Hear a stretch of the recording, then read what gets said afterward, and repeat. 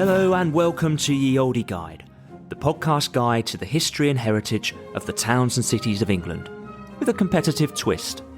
Whether you want to be primed for an upcoming trip, know more about England's towns, or gain a new perspective on where you live, this podcast is for you. Think of us part guidebook, part companion, part battle of the towns. I'm Liam McGrath, and together with my old friend and co-host historian Daniel Gooch, we will discuss a town and rate it for interest, influence and importance in 4 topical areas. In this episode, we're alighting at Swindon.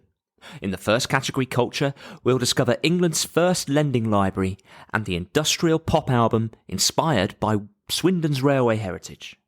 For politics and war, we'll hear about prisoners of war and how a Swindon institution inspired the foundation of the NHS. In science and industry, we'll discover how Swindon's place in railway history and the railway works literally created the modern town. And finally, in urban heritage, the remarkable multifunctional preservation of Swindon's railway heritage. So yes, we will be talking a lot about trains in this episode, as well as giving our all-important scores in each category. Let us know what you think of the podcast and check out the website companion. But for now, all aboard and journey with us to Swindon.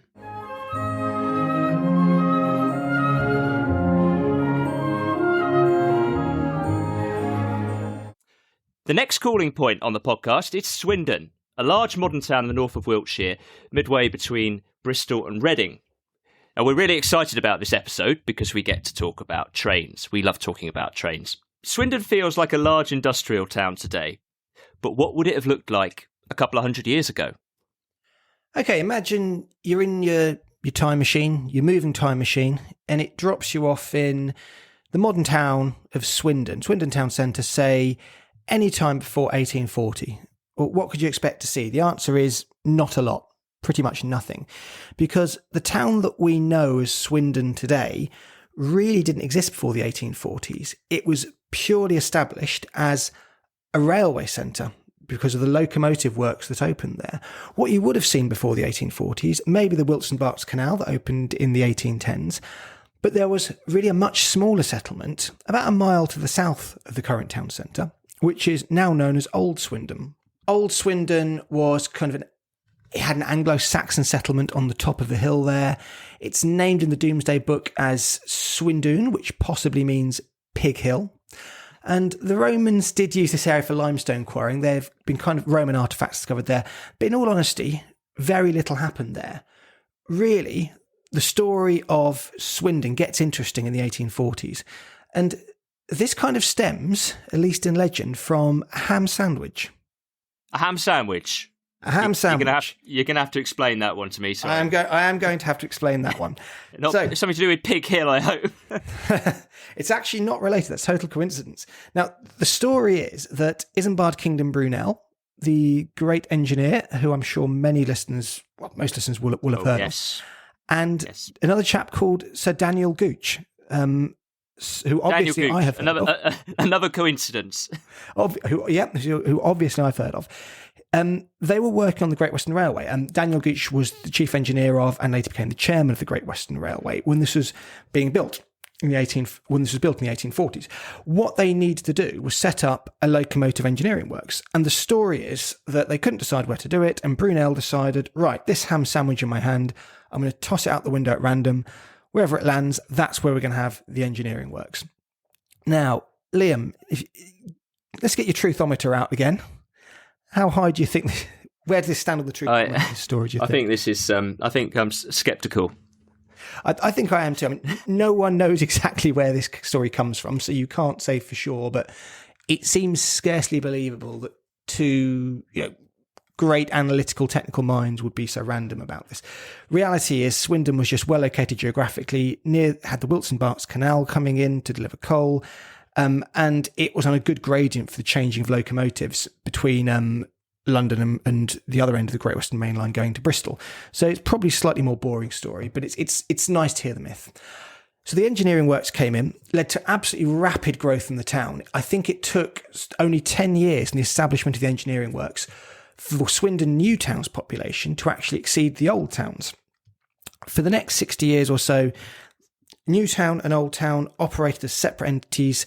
Old Town was really kind of the commercial centre for Newtown, where you'd go for your shopping, for your hospitality and hostelry. Then in 1900, the two towns merged together to form the urban area that roughly we know as Swindon today. And the next step on the story is probably after the Second World War, when there was massive expansion in Swindon's population due to government policies around London overspill populations. There was a move away from kind of building new towns around London to expanding existing towns and building new suburbs. And that really led to the Swindon that we know today, which is vastly bigger than it was before in its residential area and has a population of 180,000 and is now the largest town in Wiltshire. So the railways pulled the town, the centre of gravity of the town, down the hill, basically. Absolutely. That's exactly what happened. Essentially established a brand new town which kind of absorbed the old one. And there is still a bit of a separation between the old town and the new town centres, which is something we'll explore a little bit more in the urban landscape category when we come to talk about that. Yes, we'll definitely come back to that. And we'll also talk more about Daniel Gooch. We won't let you off the hook there. Let's go into our first category then, which is culture.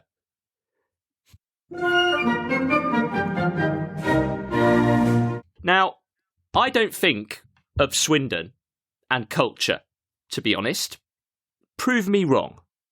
Okay, I think the first thing to say is that Swindon is at a bit of a disadvantage here, because as we said, there was almost nothing to the town before the 1840s. I mean, pretty much the only kind of meaningful comment I could find from any sources was a chap writing in the early 19th century who said that the inhabitants of the old town were very polite.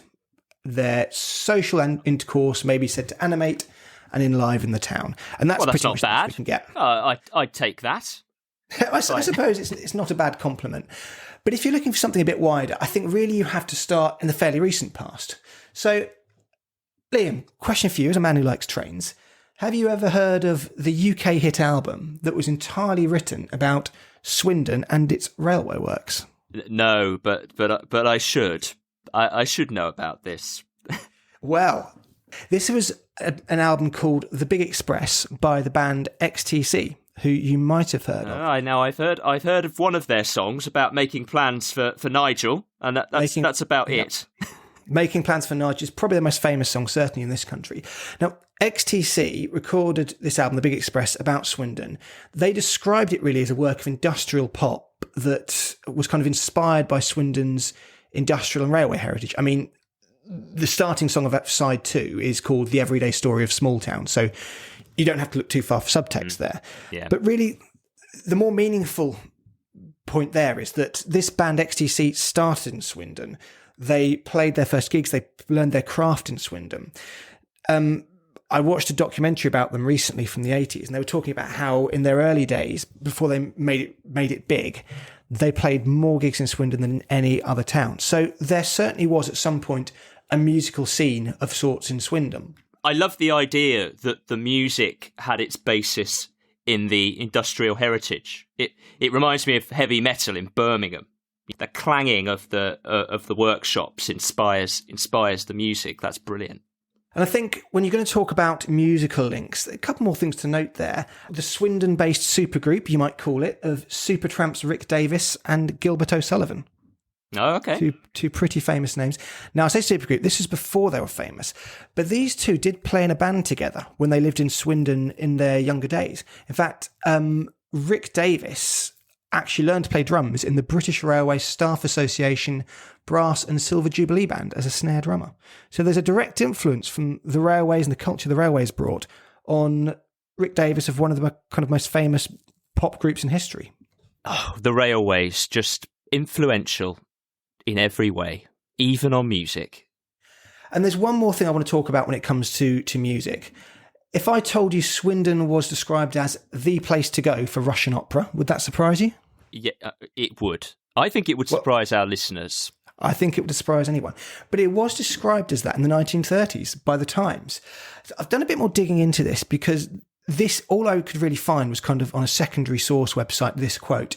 And it seems that the Swindon College choral and orchestral classes, which was kind of a big cultural entity in Swindon, was responsible for the first performance in Britain of Mlada, which is the Rimsky-Korsakov opera ballet, and various other Russian opera productions as well.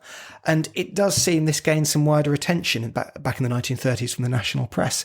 So that's really something I think that's quite interesting and unknown about Swindon's history. Right, I see, that's absolutely fascinating. I suppose the challenge I've got for Swindon is we visited Swindon, and lovely place and all that, but there wasn't much of a sense of this left. You wouldn't really associate Swindon with Russian opera now, and it feels like it's lost that heritage. Well, what I'd say you've got at the moment is you do have a fantastic railway heritage. And now I'm not going to talk about that too much in this category because we have science and industry and urban landscape to come.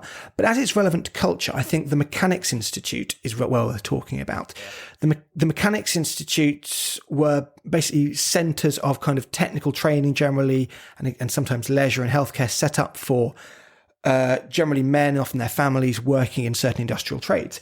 And the Railway Mechanics Institute in Swindon, I think there are 2 points I draw out about it. First of all, XTC used to rehearse there. They've commented on that. So it gave them kind of one of their first rehearsal spaces. But perhaps more interesting, actually, England's first lending library was at the Mechanics Institute. Okay, so it has been significant in ways that Yep. you could easily miss. Yep. There was a quite substantial theatre in the Mechanics Institute, actually, which used to host concerts. I don't think it's used for much at the moment, but I think there is a heritage action plan in place to get the Mechanics Institute renovated and back into action. It really is quite a large and interesting building with an interesting past. So hopefully we see some movement on that in the next few years. Is there anyone else of cultural significance influenced by Swindon? I think I'd mention probably 3 more things. Back to the music. It's a minor point, but one of your favourite bands, Liam and Oasis, actually got their name from the Oasis Leisure Centre in Swindon, which I think was known locally as the Pleasure Dome. Liam Gallagher saw the name on an Inspiral Carpets gig poster in 1991. I think it was announced last month the Leisure Centre's going to close. A small annal in the chapter's musical history, but an interesting little anecdote. A couple more points, really for kind of moving back to literary history. The book The Curious Incident of the Dog in Nighttime is set in Swindon.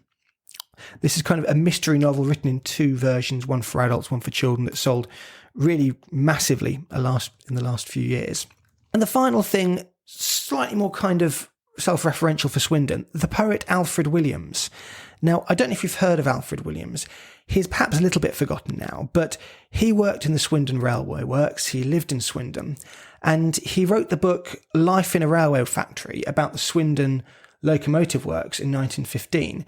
Now, this perhaps hasn't made a huge splash outside kind of the narrow realms of Swindon and locomotive and industrial history, but the book was well received by newspaper critics and really is good reading for anyone who's interested in those kinds of areas of history. Brilliant. There was far more going on in Swindon than I ever imagined. So this is why we make the podcast. Learn about all the amazing contributions towns have made. But now we've got to go on to the scoring for culture. And it's a bit difficult because it's hard to see Swindon as a place that's been, relatively speaking, hugely culturally significant. I have a bit of sympathy because it's a fairly small town, and as you described in the opening section, it came from being a tiny village, and really it seems like major cultural influences tend to come from the bigger cities. It's almost as though there's an agglomeration effect when it comes to music, and particularly music. Cities like Vienna, or more modern times Liverpool, Manchester, heavy metal in Birmingham. There's this agglomeration of bands and venues and record labels and inspirational artists around you that would have been quite hard for Swindon. And so I have a bit of sympathy with bands like XTC that maybe might have been bigger if they'd come from Manchester, let's say. Well, I think what's interesting is XTC commented on this themselves. I think their band members have suggested that coming from Swindon actually inhibited their popularity. I think their singer, Andy Partridge, which is an excellent name, I have to say, actually claimed their management advised them to disguise their accents and deny they were from Swindon. Now, on the other hand, Andy Partridge did actually present a short personal guide for Swindon for BBC Bristol in 1982, when the band was kind of at its height of its popularity, which is quite an interesting watch. I've watched it myself on YouTube. So I think there's kind of a bit of affection, which you can see in their music anyway.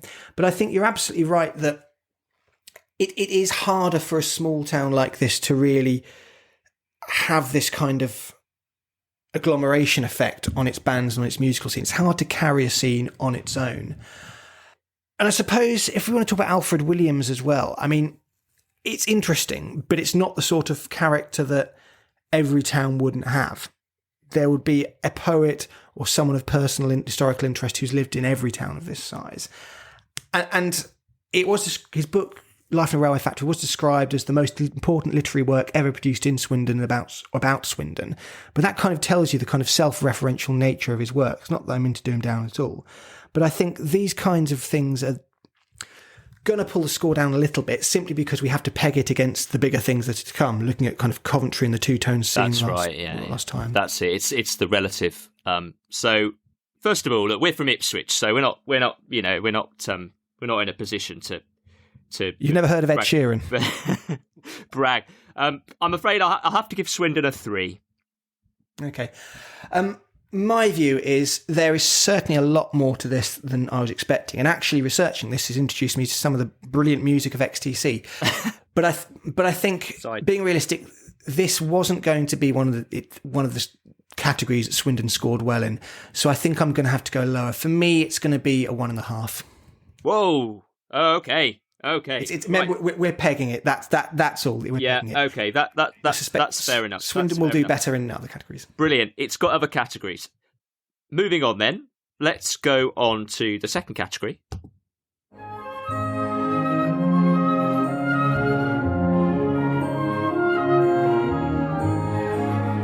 Politics and war. Tell us a bit about... Again, I can't think of anything significant in Swindon. What have you found? Swindon has a rather interesting connection with the NHS, the National Health Service, which is kind of the state comprehensive health system we have in the UK. Now, this really lies in the Great Western Railways Medical Fund. Now, the way this operated, from 1871... workers at the locomotive works in Swindon had money deducted from their wages for a pooled centralised healthcare fund. In return, they got free medicines, medical treatment. Later on, they could even get baths or haircuts prescribed. Really a kind of cradle-to-grave, almost blueprint for the NHS, the medical treatment the NHS provided later on. You even had, as well as the medical clinic and hospital, a health centre, including a pharmacy, laundry, baths, swimming pools, and dentists. And now, while I don't want to over-egg this, because this wasn't directly influential on the establishment of the NHS, which came many, many years later, it's worth drawing out a quote from Nye Bevan, who was the UK's health minister when the NHS was established, who actually said there was a complete health service in Swindon. All we had to do was expand it to the country. So although it may not be the direct inspiration, it's clearly something in the background that was known and recognised when the NHS was being established. So well, if that's what Nye Bevan said, it's clearly had an impact on him. So Swindon and the railways, in fact, gave us, in one way or another, roundabout way, the NHS. That's significant. What about... So we know Swindon's... got this strong industrial heritage. What did it do? And this inevitably means, it's what we learned from episode 1, Coventry, is that this inevitably means it made a contribution to the world wars in the 20th century. What was the output of Swindon in the world wars? Okay, so there was manufacturing contribution there, and I think perhaps the most interesting point of this is that the Spitfire was constructed there, not just in Swindon, but Spitfire construction was moved to a shadow factory there from Southampton during the war, and 161 Spitfires were built there. I don't think the manufacturing contribution was on the same level as Coventry, but there's this kind of inspirational legacy of the Spitfire, that image of British warfare in the Battle of Britain that comes to us. And there's even a local non-league football team which has the name Swindon Supermarine after the works that was there. So there's a bit of a legacy there today. But I want to focus on a bit more on one of the kind of more interesting anecdotal points of the World War II and how that influenced Swindon. There are actually some prisoner of war camps in Swindon. Oh, right. And not just on the outskirts, but there was one near Kembury Street, and we'll mark the rough location on the map, which will be on the website. And this seems to have housed quite a lot of Italian prisoners of war. I was actually looking at some reminiscences from people who were children during the war who used to go there. There was one lady who remembers going there as a young girl, going to see the prisoners of war, and she said one Italian once asked her to please bring her older sister back next time. So there's clearly stories that have come out of it, and I think I've read that quite a lot of Italians actually settled in Swindon after the war as well, when the prisoner of war camps closed. Is there any legacy of that? It's not something that struck me when we visited, or it's something that's known particularly. Are you aware of any legacy? I don't think so, no. I mean, I think most prisoner of war camps were mainly temporary constructions, so I don't think you would see much of a tangible legacy there at the moment. But then the intangible legacy of memories, it's up there to see on the internet. It's not hard to find people's reminiscences, and if you're from Swindon and want to know this, I think the BBC has a good archive of these, very easy to find. Great. So there's definitely some important influences there, but it's pretty light Swindon, I'd say, probably because of its small size historically. It's quite light. There's no noteworthy battles or major moments in political history in Swindon that we could find. No, I mean, there is suggestion there may have been some battles fought nearby, I think between the Saxons and the Romano-Britons in the 6th century, possibly between the Saxon kingdoms of Mercia and Wessex in the 8th century, but these are tentative suggestions, not based on a great deal of evidence. They don't seem to have been particularly noteworthy battles. And also, as we said before, there wasn't much of a settlement at Swindon anyway. So it's not like there was a siege of the town or a battle of the town, just the tentative suggestion that something may have happened nearby. Scoring-wise, I think, again, on this category, we'll have to go low. But don't worry, Swindon, you'll make up for it in later categories, I'm sure. I don't think there's much here. I love the NHS point, but I think I'd have to go for a 2. Yeah, I think the NHS is fascinating. I think that, as we said, that quote from Nye Bevan about how it was there as a form of template for the establishment of the NHS is really, really interesting. But as I said, it's more of kind of a reference point for the NHS rather than a direct model that the NHS picked up on. There is the World War II manufacturing construction. I think that gives it some credit. Again, you have to peg it to other places, but I think it's got something there, so I'm going to give it a 2 as well. Don't worry, Swindon. It seems like a low score, but we're moving on to science and industry, and I have a feeling that Swindon's going to score quite well. Let's start from the beginning. In the overview, we spoke about how railways had transformed Swindon's urban environment. Was there any industry pre-railways? Where was there anything that we could speak of in terms of contribution to science and industry before that revolutionary change in the 1840s? I can probably give you 2 words: quarrying and cheese. And that's pretty much it. Quarrying, it's known that the Romans were quarrying in this area. There, as I mentioned earlier, have been remains of Roman villas found in the area. We've got some of those locations marked on the map. There was some economic growth in Old Swindon with quarrying from the mid-17th century. Nothing much to speak of there. It wasn't industry in kind of the modern economised sense. One interesting point, though, is a couple of the old quarries have been converted into quite nice park areas. We actually walked through one of them, you might remember, Liam, when we were walking between Newtown and Old Town. That's a fairly pleasant area. This is Queen's Park and Town Gardens, again, marked on the map. If you ever find yourself there, you can know you're in the site of an old quarry. Now, the other thing is cheese. Not a great deal to say on this, but I found a quote from William Cobbett, a travel writer from 1821, who wrote that the pasture area around Swindon had some of the best cheese in the kingdom. Do we know what kind of cheese? I don't know. I couldn't find any more details about it. I'm afraid Google cheese listeners, isn't my... listeners, if you know, if anyone knows about the cheeses of 19th century Swindon, do send us a message. Yeah. And the final thing to say on industry, I suppose, before 1840 is, I suppose, the opening of the Wilts and Berks Canal. This opened in 1810, the North Wiltshire Canal as well in 1819, the spur which came into Swindon. This does seem to have increased the trade of Old Swindon a little bit. But I think the key influence of this was something we touched on earlier, which is the presence of the canal was a key reason why the locomotive works were built in Swindon, because this was an easy way to transport in coal for the trains and the engineering works which were based there. And this leads us on, I think, to railways. And this is really what we're going to talk about here. I can tell you're excited, Liam. Oh, well, I mean, I've been looking forward to this part of the podcast for weeks. Well, let's talk about the locomotive works. This was Swindon's largest employer easily for a very long time. In the first half of the 20th century, it employed 14,500 people. Really, it was this and this alone which caused the population of Swindon to increase hugely. If we look at actual figures for this, when it opened in 1841, the population of Swindon civil parish was less than 2,500. It was 45,000 just 60 years later in 1901. That's huge exponential growth. Even going into the 1940s, more than half the male workforce in Swindon was employed by the railway. The training there was really well renowned. One person said that just being trained there was the reason he got fast-tracked into the Merchant Navy, which was a very competitive recruitment process at the time. And I suppose really you could see it kind of hitting its peak around the 1940s, and then in the 1960, when the Evening Star, the last steam engine built in the UK, was constructed at the Swindon Works. And I think from that point onwards is when the decline started. It became kind of more of a place of maintenance than construction of new engines.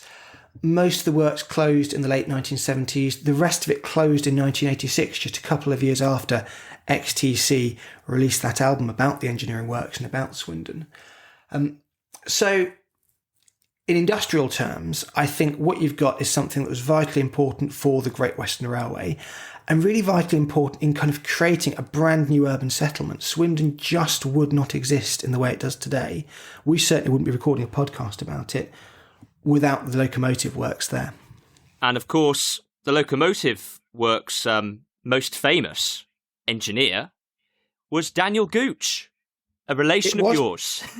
It was Gooch. I actually don't know if we're related, but my granddad did buy me his diaries a long time ago to read. And yet Daniel Gooch was an MP. He was chief engineer for the Great Western Railways. He was the chairman of the Great Western Railways. There was actually a pub named after him in Bayswater until recently. He was MP for Swindon, I believe. Yeah, he 1865 to 85. And a bit of trivia, he became MP whilst at sea, laying the first successful transatlantic telegraph on Brunel's Great Eastern vessel. So he was a man of many skills and trades. Apparently he had terrible handwriting. But well, much like me then. Very much like me. But I think, Daniel Gooch is basically known as the father of Swindon. There's a local brewery there which has actually brewed a beer named after him. There's a pub in the centre called the Sir Daniel Arms, named after him. And if you go to the Museum of the Great Western Railway, which is based in the old locomotive works there's so much about him. I must admit, the first time I went in there was a big portrait of him right in the entrance hall. And there's a room there which has loads about him, loads of pictures. It was a little bit like that moment in Alan Partridge when he goes into the room and that bloke's basically put a shrine of Alan Partridge stuff in there. Kind of a very small fraction like that for me. But so that museum, that's called Steam, isn't it? It is called Steam. There used to be a much smaller Great Western Museum, I think until about 20 years ago, which was in the Mechanics Institute, I believe, or certainly close to there. But really what's happened in the locomotive works is quite an interesting kind of example of kind of multifunctional industrial heritage preservation. What you've got is the Steam Museum, which is an absolutely fascinating visit. For me, apart from, I suppose, the National Railway Museum in York, it's probably my favourite railway museum. You have a designer of shopping outlet there as well, which we walked around briefly. Now, whether shopping is your thing or not, I thought that was a really interesting, as I said, kind of multifunctional, multi-purpose use of old industrial heritage to open up this kind of formerly closed off engineering works to a brand new purpose for the public. Yeah, it's well worth a visit. I was very impressed by the quality of that preservation of that railway architecture in that outlet store. And there's some big companies that have settled into some of the buildings there as well, at the National Trust in that area. And I think the buildings have been preserved, and they've left some of the tracks in the road and the paving. So it really does feel well preserved, and you can really feel the heritage of those enormous railway works. What's left of them, of course, some have been lost, and I think one of the sheds there, which is no longer there at all, was once one of the largest covered spaces in the world, and there's photos of it online, and you can't even get a sense of how big it is because it's hard to take a photo of something so large. But I think what is left, the railway housing, the designer outlets, the village, is incredibly well preserved and consistent. So it's worth a visit. Absolutely. And we'll talk a little bit more about the housing, certainly, and some of the locomotive, the railway village aspects in the next category.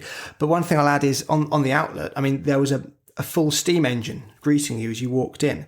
Plenty of remnants of its former use. So if you're going to go shopping anywhere, I'd say that's, without wishing to sound too much like an advert, for me, it's a pretty attractive place to go.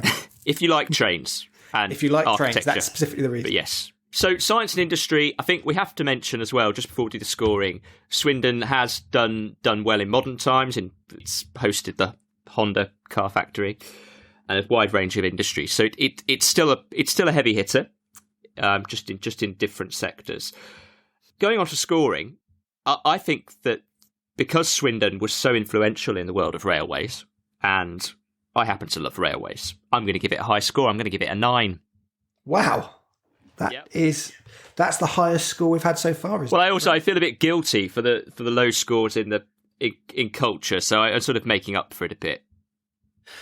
I suppose for me, I mean, as we said, there is very little before the 1840s, but I suppose that's going to be the case for most of these towns that we look at. You know, you're looking at kind of pre-industrial industry, which is almost a contradiction in terms. I think I do have to declare a bias as well. I am mega into railway history, and I have the bias, of course, of my namesake being the industrial father of Swindon. I think what ups the score for me, really, it's not just the fact that it's historically very important for an area of history which many people find interesting. It's that really interesting multifunctional transformation of a certain area. The fact that the heritage, it's not just, preserved in aspect, it's there for all to see, all to use. It's really kind of a living centre of heritage.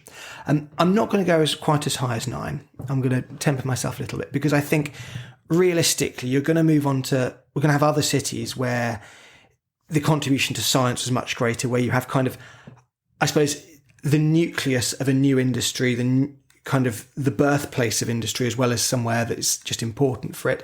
But it's still going to score a positive score. I'm going to give it a 7.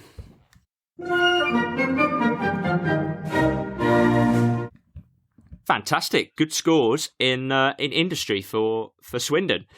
And I think that brings us nicely on to talking about the urban landscape. We were just talking about the railway village. And so should we talk about the railway village urban landscape first? Because it really is quite a very well preserved and interesting area of urban development. Yeah, I think so. So when we talk about the railway village, I think what we talk about is the whole preserved railway area in general, including the engineering works, which we've talked a lot about. But if we move, I think, slightly to the south of that for a second, we'll talk about the housing that's there. We've got some really interesting examples of preserved railway workers' housing. Now, the wide historical context here is really around the industrialisation of Britain, kind of from the 18th century onwards, and the refocus of the urban area as kind of the centre of labour-intensive industry, which is something I've studied a bit about for some of my academic studies. What this meant was that there were growing urban populations and really the need to construct new kind of planned standardised housing to house all the workers who are flooding into towns.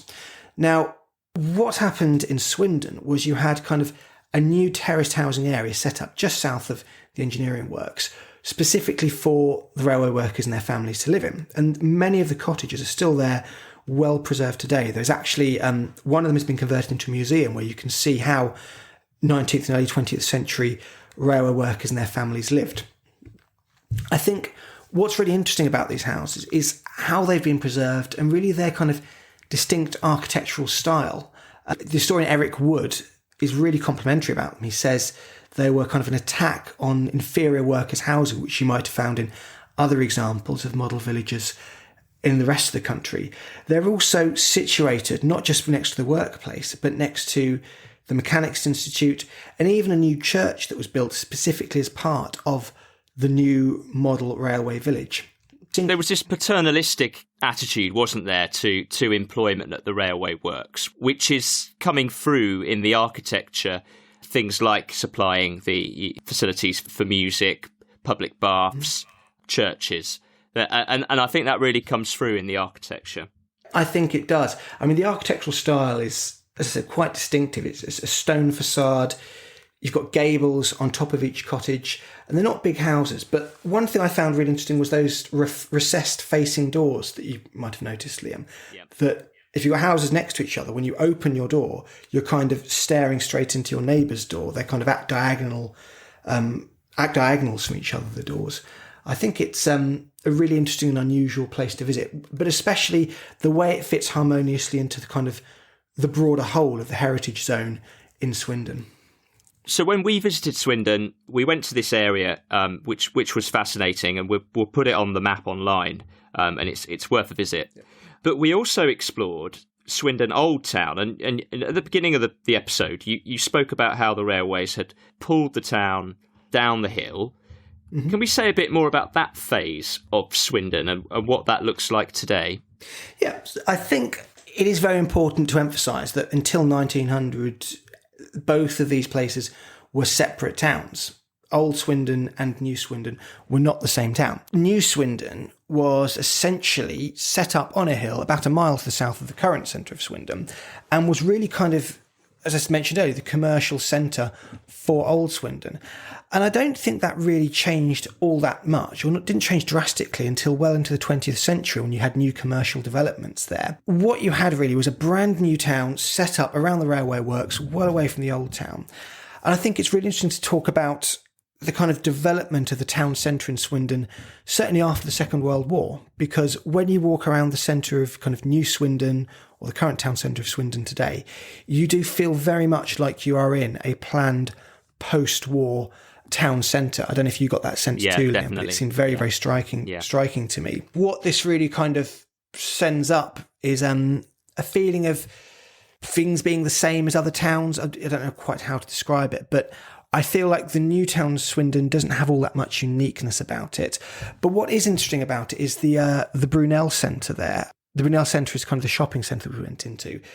A statue of Brunel outside it. Now, this was described by Nicholas Pevsner when it was constructed in the 1970s as being evocative of the railway age, when it's kind of iron and glass construction, reminiscent, I think, of kind of Liverpool Street Station when you go inside. Andy Partridge of XTC again, he described it as Paddington Station meets ice rink. I think you get that impression when you go in now, but I think it's a little busier than when Andy went in. I think it's harder to get that impression of a station at the moment. But it's interesting how you've got a modern development which does try to kind of invoke something of a town's historical industrial past.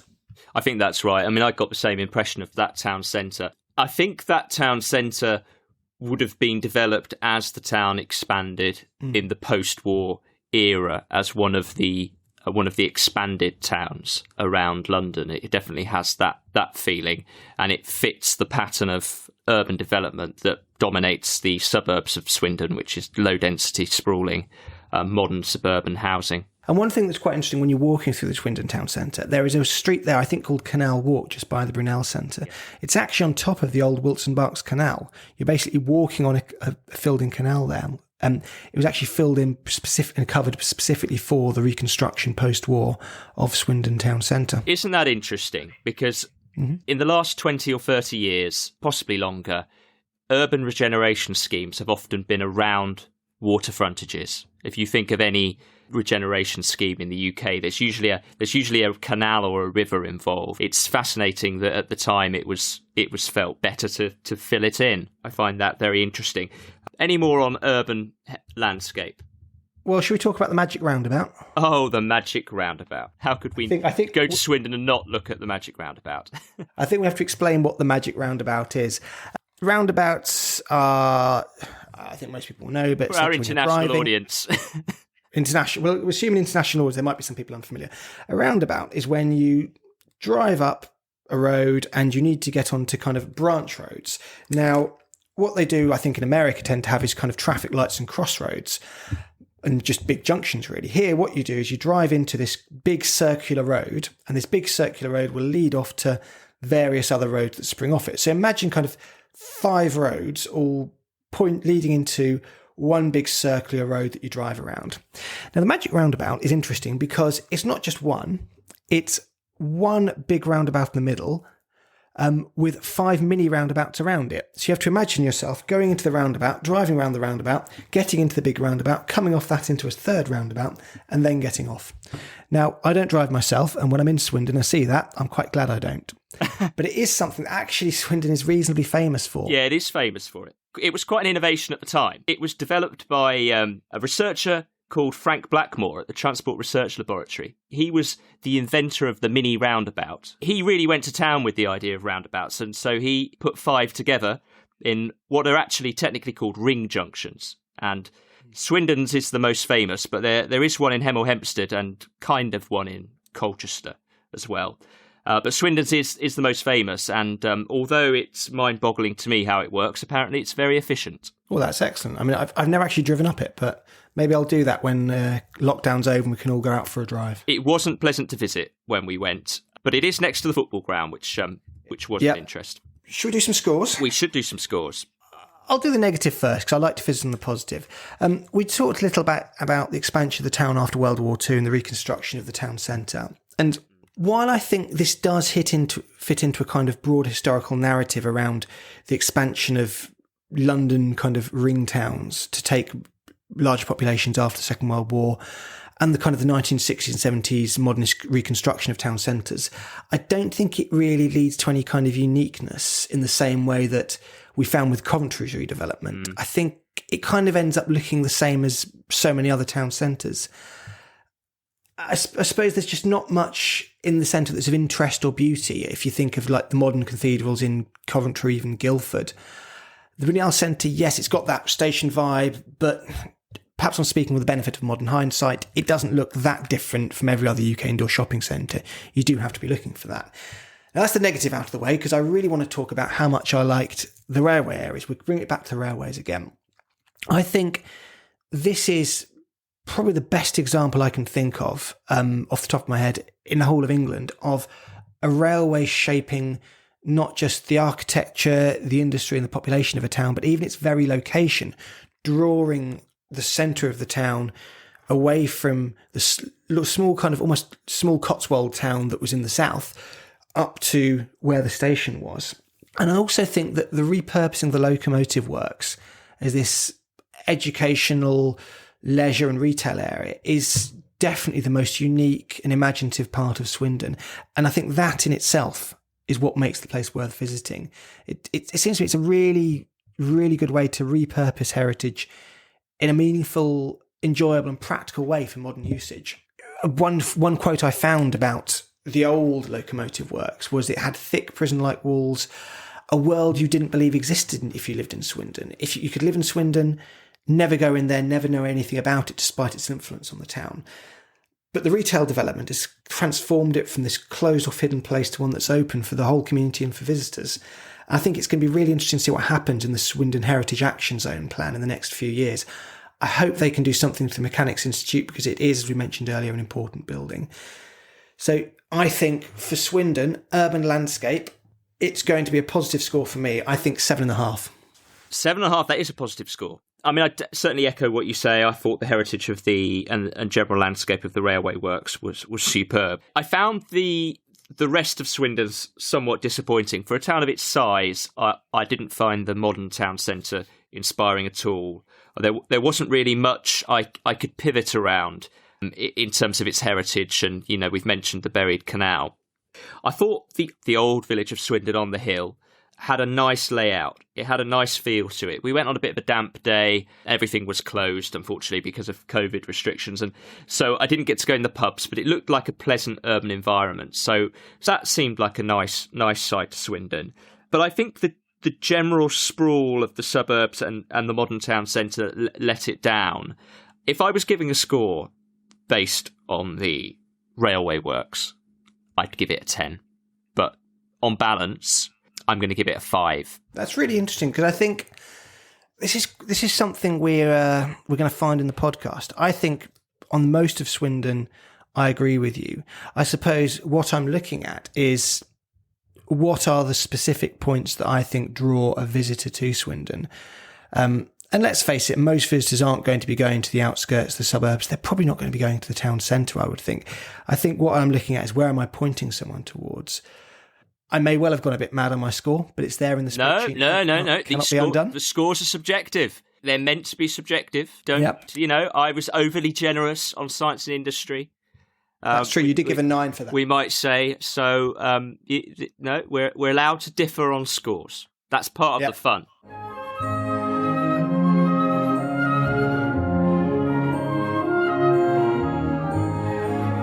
So one last category. Brings us very neatly onto reality versus expectations, doesn't it? It does. Because my feeling in this area, I'll go ahead here, the railway works area vastly exceeded my expectations. I thoroughly enjoyed walking around there, all the buildings that you've described. I had little expectation of all that. There was so much to see. The rest of the town, I guess I didn't have much expectation. So on balance, I feel quite positive about our visit to Swindon and what we've learnt about it. I think this reality versus expectation is kind of built for towns like Swindon, because if you asked the general person, man in the street, what do you know about Swindon? What do you know about Swindon's history, its heritage, its culture, its politics, its science and industry heritage? They would say absolutely nothing. I think the average man in the street would have very negative thoughts about Swindon. I think that's probably fair to say. So really, the only way is up for Swindon, as far as I'm concerned. And this is a classic example of a place where you don't have to score highly in everything. I think that's what we're going to see on this podcast. I think it's better to get a high score in one category and a low score in all the others than to get middling scores in all of them. What you need is a hook. What you need is an area to draw you in. And that's exactly what you have in the Locomotive Village. Okay, you're not going to spend a week there. You may not spend a weekend there, but if you want a day out for your shopping, for your museums, for something to do, to just explore a historical area, really get a feel for how a place was in the past and how it shaped a modern environment, I think Swindon gives you something really satisfying. So definitely going to be a positive score for Swindon. I'm going to give it a 7. Good score. I agree with all of that. The only thing I would add is I felt that for a town of its size, the population of Swindon is around 220,000. It's a growing town. I felt there wasn't much in the way of impressive civic architecture in its town centre, and that is partly because of its age. I guess I was just expecting more because of its size. But as I've said, the railway work certainly exceeded my expectations. So I'm going to give it a fraction. I'm going to give it 6.5. 6.5. Fractions perfectly allowed. I've been doing that. So what do we have as the final scores? Liam, you've given it 25.5.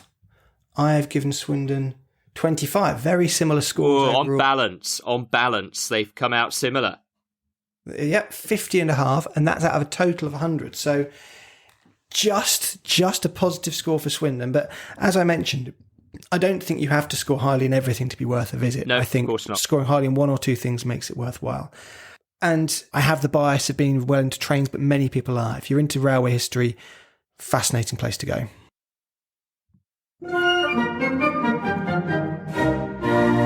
And to end, we've got a railway-themed quiz for you, Liam. Oh, fantastic. Yeah, definitely. Brilliant Definitely names. right up your street, I thought. Oh, yes. Now, what I'm going to do is ask you to name, in 5 guesses, any of the 10 busiest railway stations in Great Britain outside London.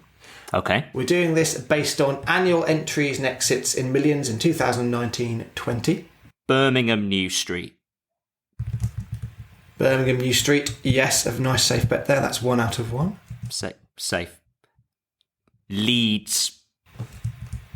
So that's 2 out of 2. Well done. Guess number 3. Manchester Piccadilly. Manchester Piccadilly. Yes, that's in there. What's your 4th guess? Did you say UK? I said Great Britain, which probably amounts to the same thing. Sorry. Yeah. Therefore, I'll do Glasgow Central. Correct. Glasgow Central.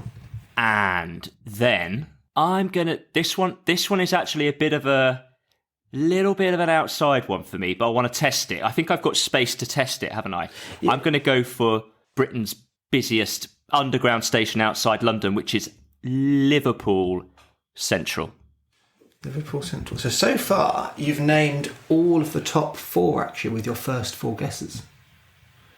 But it's top 10 that I asked you to name. And Liverpool Central is 9th. So well done. Perfect score there. Doesn't count for anything. Do you want to have a stab at any of the remaining 5 of the top 10? I think I would go for, if I had to go for any more, I think York is really busy, isn't it? Can I have York? York is 15th. Not as busy as you expect. Okay. Here's a controversial one for you. Gatwick Airport. Gatwick Airport is 6th. Well done. I'll give you the rest of them. 10th was Glasgow Queen Street. 8th. Oh, Glasgow does well. 8th, funnily enough, for an end-of-the-line station is Brighton. 7th is Reading. Of course, Reading. And the last one, 5th, is Edinburgh Waverley. Good. Well, I'm glad I scored better in that one than the previous time we had a game after an episode. I've really enjoyed visiting and learning about Swindon. Lots of stuff I didn't know. And we will put more details of the places we visited on the website. We've got a nice map up there of places worthy of visiting, places we've mentioned. And some we haven't. And some we haven't. We like to be comprehensive. And I think that's all. Future episodes, we will be coming back to trains. We haven't let trains. We haven't finished with trains yet. We're going to York at some point, but for now, goodbye from me. Goodbye from me.